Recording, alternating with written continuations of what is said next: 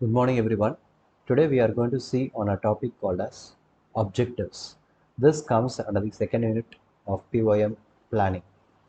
So, what are objectives? They are statements of desired outcomes or expectations. Why we should have objectives? This identifies something called aims, where we want to move. For instance, if you want to go for a trip without knowing where you want to go, the destination, how can you plan for a trip? On a similar line, objectives are very, very important for organization, where the organization wants to go, what are their vision, everything is based only on objectives or goals. So again, to be more elaborate on what I have said just now, objectives are the aims, purposes, or goals that an organization wants to achieve over varying periods of time. It is not objective is going to be set and just say people are going to forget. Based on the objective alone, you are going to work upon. So the success of an organization is dependent a lot on these objectives. It can be short term or long term. Then the nature of objectives, how we should set objectives for our organization. First, it is based on hierarchy. At what level people should work, the top level to the bottommost person in that organization. So based on that mission to vision, the hierarchy, the objectives are framed. So what I have said just now is identified in this particular diagram.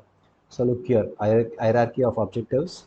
So individual objectives for the people working in the organization, the departments, division, key result areas. Based on that, more specific overall objectives, the overall objectives, mission, and then socio-economic purpose, also called as the vision. So the bottom-up approach, top-down approach, based on that, and the people who are different strata in an organization, the board of directors to the lower level managers. So the hierarchy, how it is done, it is shown very clearly in this diagram. That is the hierarchy.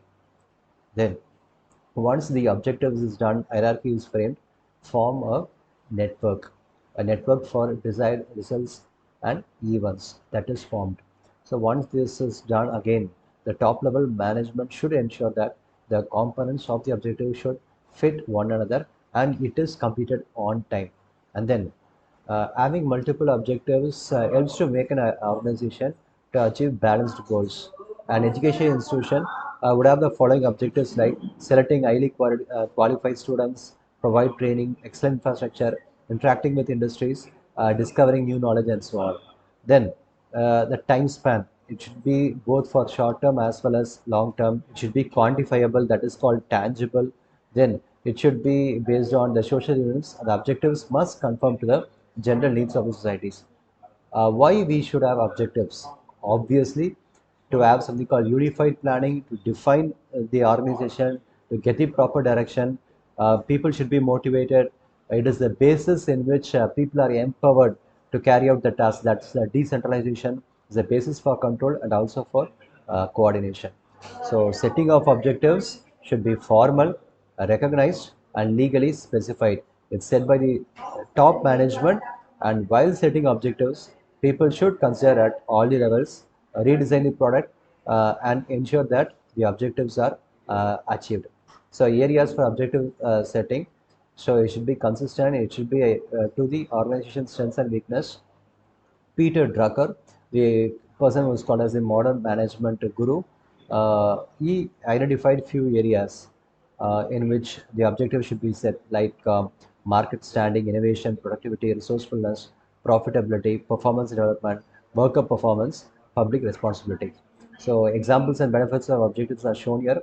A few examples of objectives to be set by an organization are to maximize net profit over a short period or long period, to maximize the dividends for the shareholders, to maximize the company's prestige, to maximize the company's rate of growth. All these things are examples of good objectives set by an organization. What are the benefits that are going to accrue? The benefits are, again, it gives some direction for the employee, increases the motivation, better working relationship, helps to prioritize the tasks and enable measure success. Thank you.